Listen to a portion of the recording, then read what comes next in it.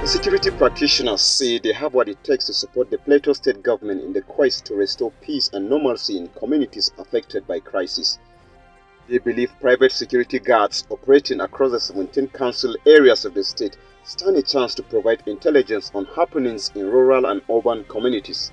They say they are not happy the government has not recognized their importance in restoring peace in the state.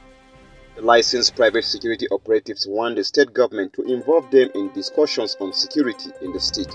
We think that if those who are tasked with the duty of making sure that we live in a peaceful and secure environment will take into consideration, the situation may be better than what it is. Some members of the group also spoke on their capabilities. Most of our operatives, they get real-time intelligence from the field, and if those information they are passed to the appropriate quarters at the right time, the government or other security agencies could use them to prevent an attack. The information we get, even government will not get it. But still, government should have to put hands with us together so that we can be able to put things in order. The association looks forward to sharing their expertise for a more secure state going forward. From Joshua, TVC News. Residents of Abuja heaved a sigh of relief due to a decline in the incidents of kidnapping, which got to a peak in the first quarter of the year. But recently, the resurgence of kidnapping in the outskirts has given residents a cause for concern. At least 4 people have been kidnapped in Kuje and Abaji, prompting a renewed operation by the police. Days into the operation, another syndicate has been busted. The Commissioner of Police says the gang was responsible for kidnapping in Kwali and Bari area councils. The FCT Police Command has recorded a major milestone in its ongoing fight against crime with the smashing of a notorious kidnapping syndicate and recovery of 2 AK-47 rifles and 60 rounds of live ammunition. The leader of the gang confesses to the crime. He says he and his gang have been into kidnapping. We got only 500,000 naira. At the time I was arrested, no gun was found on me. Another suspect being held by the police is this woman.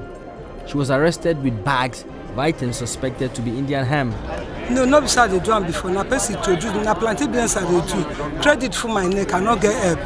Now the market told me say if I will feed the bank, say go help me the seller for a year.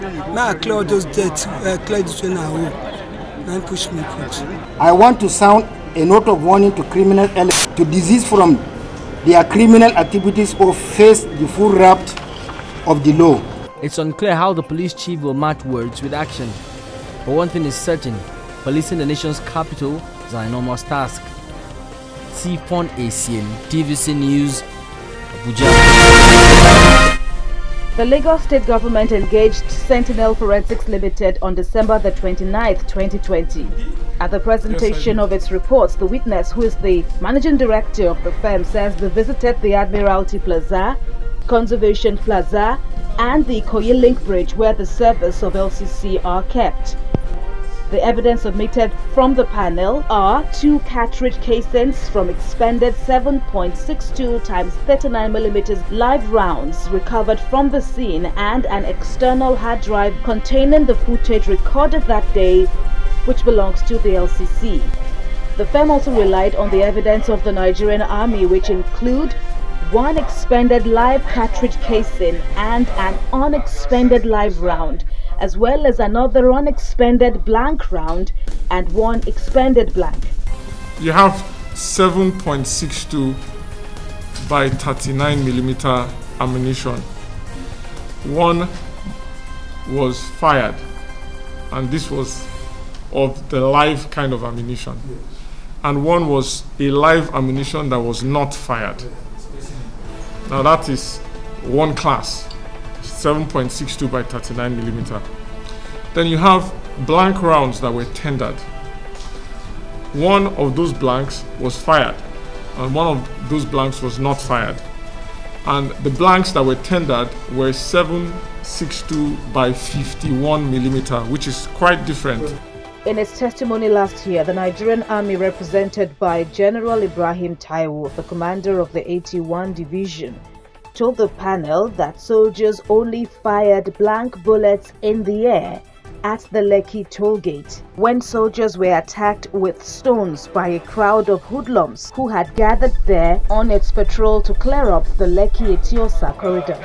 The witness also said the video evidence tendered by the LCC couldn't be verified because they didn't have access to the servers from which the source recording was made, but he noted that the evidence didn't show any signs of being doctored and that there was no apparent sign of damage as a result of discharge of live ammunition around the area. Further cross-examination of the witness continues on Saturday. Kemi Foladeyemo, TVC News, Lagos.